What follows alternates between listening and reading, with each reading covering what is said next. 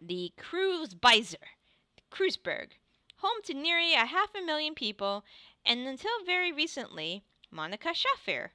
Once a melting pot of cultural diversity, it's now a chaotic mess of wealth and poverty, crime and commerce, anarchy and control. It is also the home of your little slice of Berlin, a neighborhood that the locals call Kreuzbeißer, a safe port in the eye of a storm.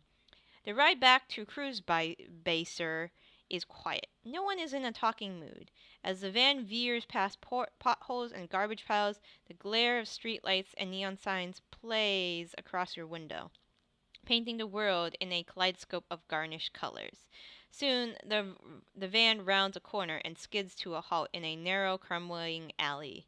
This is as far as Berlin's chaotic streets will take you. Your team wordlessly debarks the vehicle and climbs into a disused section of the U-Bahn tunnel system, a well-kept secret, providing your team safe passage into Kreuzbeißer. Your safe house waits on the other side. Alright, Iger, are you gonna fucking chew my head off or something? What do you want? Let's get inside. Okay, can't happen fast enough, love. The sooner we get here, the sooner I can get drunk. Where are we going? Alright, I assume we're going this way. Because there's no other place to go. Into the safe house! Into the safe house.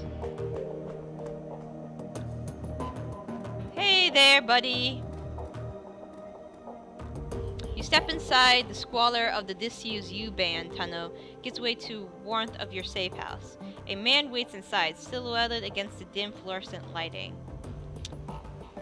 Something bad happened, hasn't it? He steps forward, revealing a pale, expressionless face, light glinting off steel-rimmed glasses. Paul Amsel, your team's fixer and landlord, part dealmaker, part information broker, one of the most well-connected men in Berlin.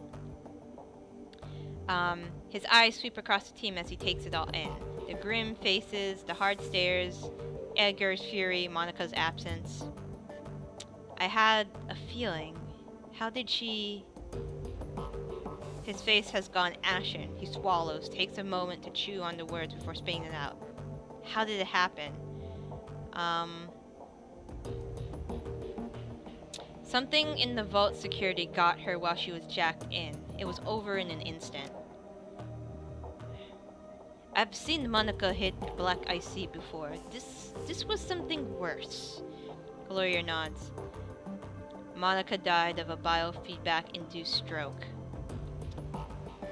That's right, and this idiot let it happen.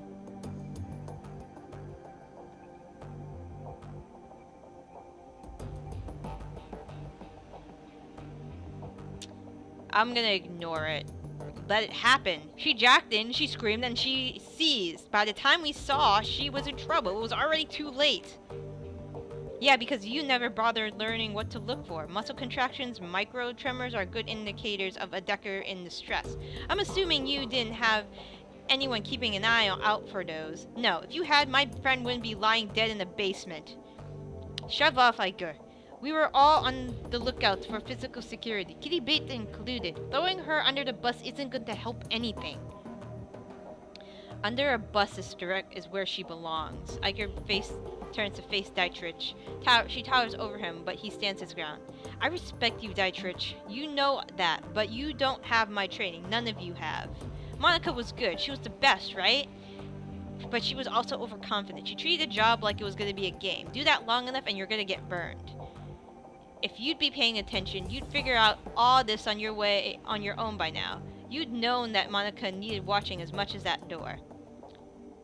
Enough, Edgar. Enough.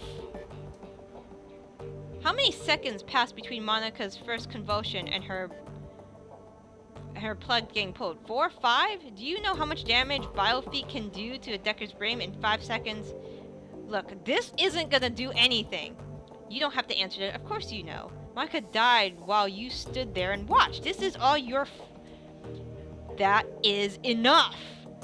Edgar, you and Kittybit can have it out later, but I've had enough. We need to talk action. Our client sent you into something much bigger than he led us to believe. I want to know why. Right there with you. This was supposed to be a milk run. Payback isn't the only reason we need to find him. We saw something back there, something we weren't supposed to see. It's fair to assume that we're all still in danger. Ugh, Paul says agreed, and to neutralize that danger, we need to know who we're dealing with. Let us review the events that transpired. The small detail can be important, so hold nothing back. Monica lived long enough to say a name. Frishwish. She fought hard to tell us. It must be important. Amzo seems taken back. He pauses for a moment before responding. The Fire Wing. This is unexpected. You'll have to forgive me. This brings back many unpleasant memories. The Fire Wing, says Gloria. The most terrible of the dragons.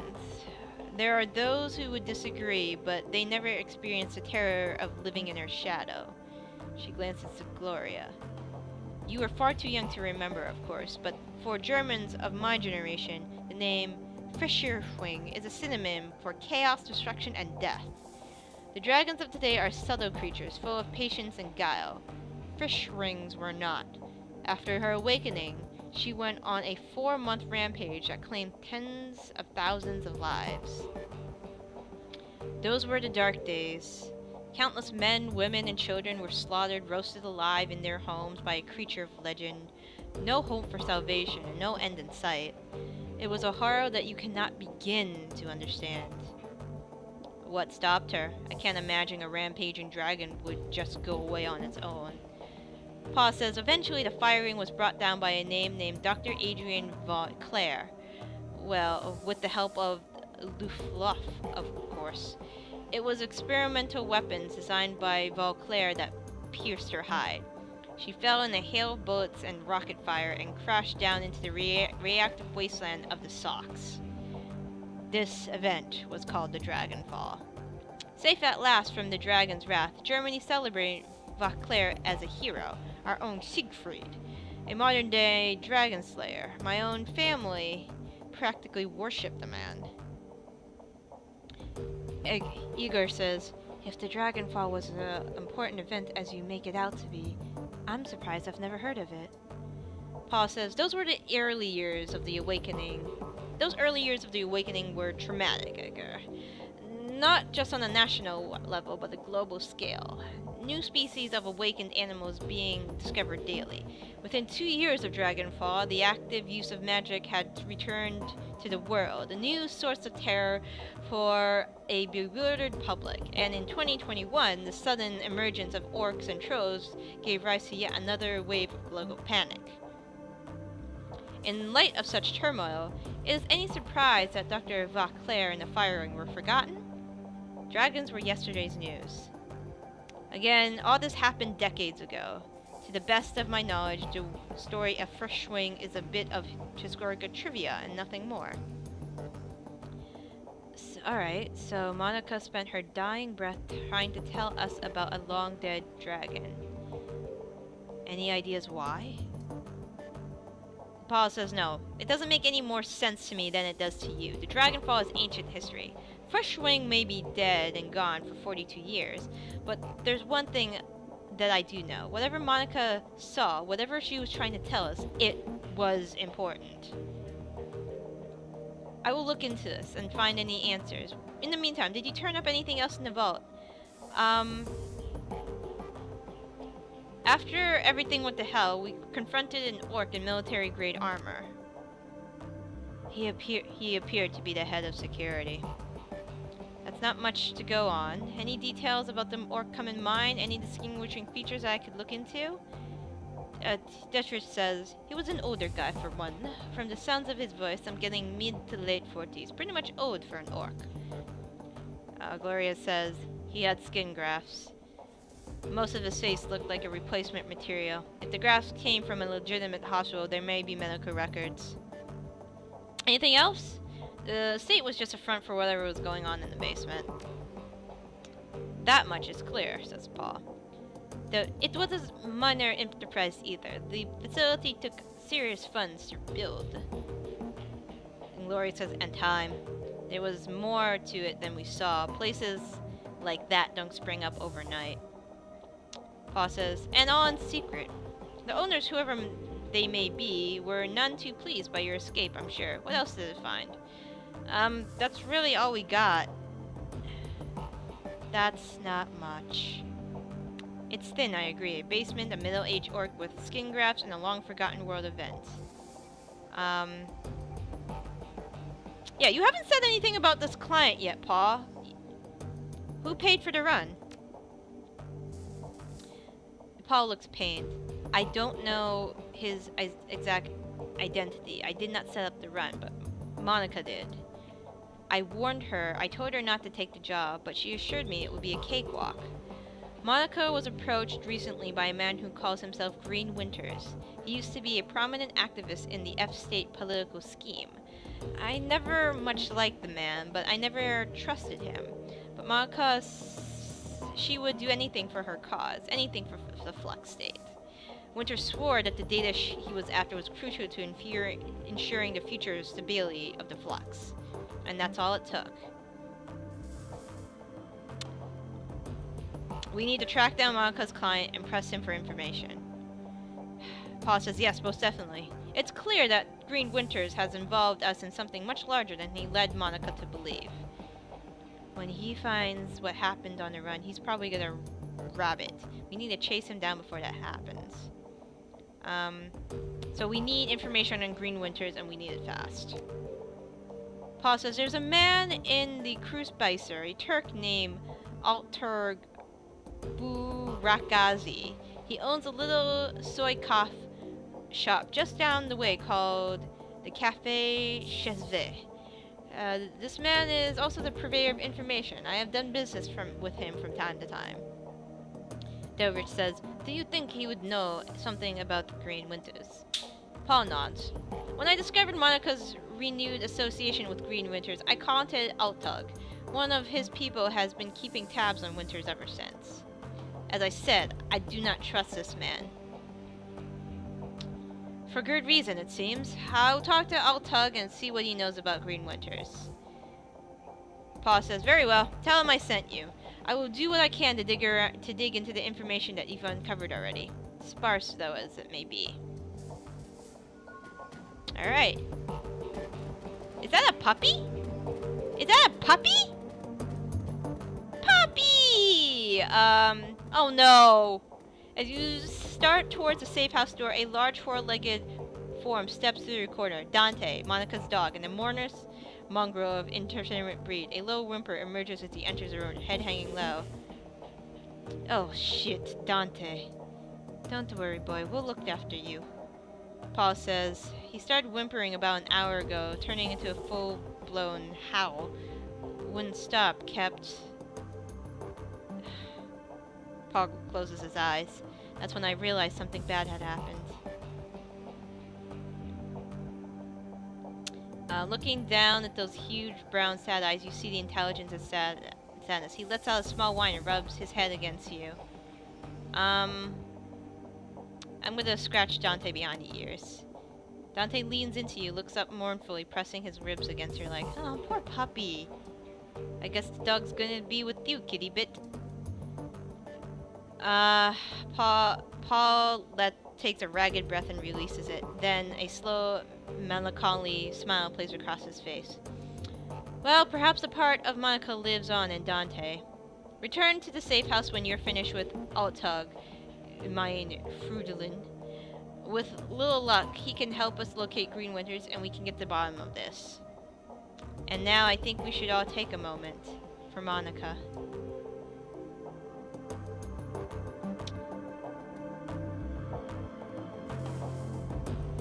Delrich turns his head as you approach. His aging face is traced with a network of faint scars, the legacy of too many fights over too many years.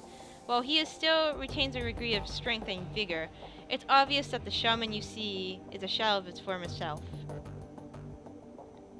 Despite all of this, there is still an aura of power surrounding the man. He raises his bottle, offering it to you. Kitty-bit, welcome. I've got the bottle of schnapps that needs sharing, and we've got a fallen comrade to drink.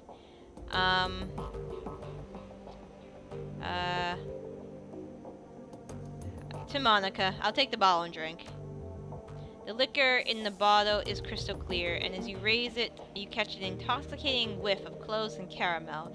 It tastes of sweet corn and walnuts with a lingering aftertaste of buttery toffee. You swallow a swig, you return the bottle to Richard's outstretched hand. He takes a long pull of the bottle and then locks eyes with you. Let me ask you a question, Kitty Bit. What made you come to Berlin?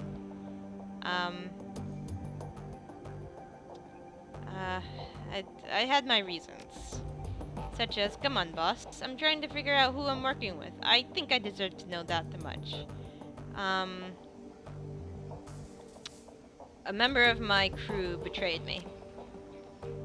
Ain't that the pisser? I can handle all sorts of things, but betrayal always makes me see red. Yeah, I know the feeling. I tried to make him answer it, but the bastard got away. Doward says, the piece of Jack, cut and run, right? That's rough, friend. So he got away, but who knows, maybe you'll catch up with him someday. After all this went down, you decided to bail out the ruthless and head to Berlin. Am I getting this right? More or less. There wasn't much left for me in ruthless, and Monica gave me a hell of an offer. Ah, yes, Monica. It all comes back to our girl, doesn't it? So let me ask you, just what was your relation with Monica? I know that you two knew each other way back, but she was pretty coy about things. Why do you wanna know, man? Monica was my friend. I cared about her. I don't know, I guess I just want to get to know her better. There were some areas of her life that have always been a mystery, and if you could shed any light on them, I'd appreciate it.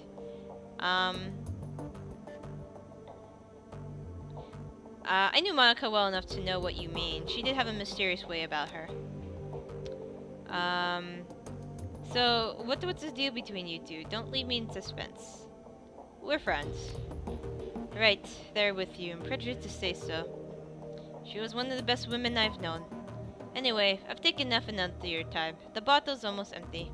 Thank you. Thanks for taking the time to talk, and for what it's worth, I'm happy you're here with us. Rest in peace, Monica. We'll miss you, girl.